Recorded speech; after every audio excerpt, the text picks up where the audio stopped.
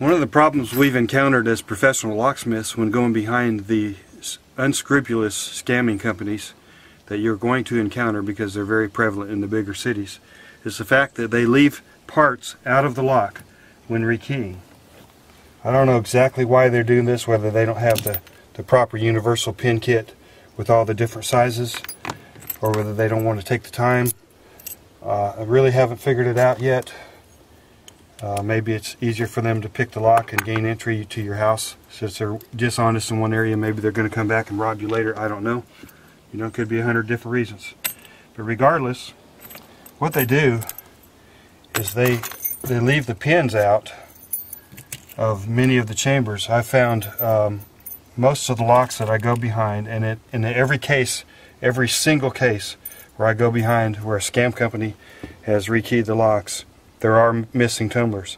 You see in this sample, I've put 2 tumblers in the lock, 2 out of the 6 required. Actually, there's only 5 required. It is customary to leave the last one empty because the key only has 5 cuts on it.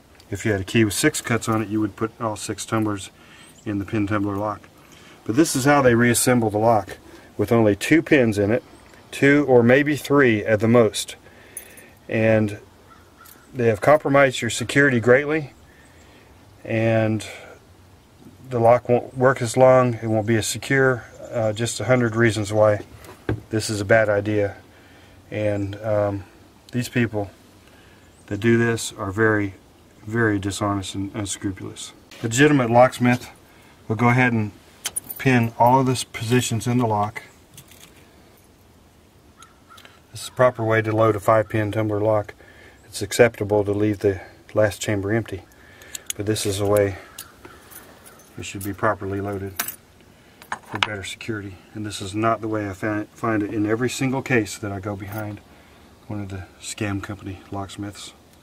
So you want to know who's keying your locks. You want to know that they're professionally trained. You want to get their credentials ahead of time, check out the references. In my case, I'm bonded with my local police department. The plaques on the wall right here have the ID badge. The point that I'm trying to drive home to a customer who's thinking about calling out a locksmith is find out their credentials, find out if they're bonded, find out if they're actually trained to do this job, find out if they're registered with your local police department. Find out everything you can about them, either through a reference from somebody that's used them or by calling them and asking for their credentials. But you don't want just anybody at your house. And today, with the scams that are going on, you're going to get people that you don't want in your driveway, let alone in your house and having keys to your house. So be very, very careful about that. They leave parts out of the locks, and they will compromise your security, and who knows, they might be back to rob your house. But that's what we're finding. Most of the locks that we take apart after the scam companies have been there have 3 out of 5 of the tumblers missing in the lock.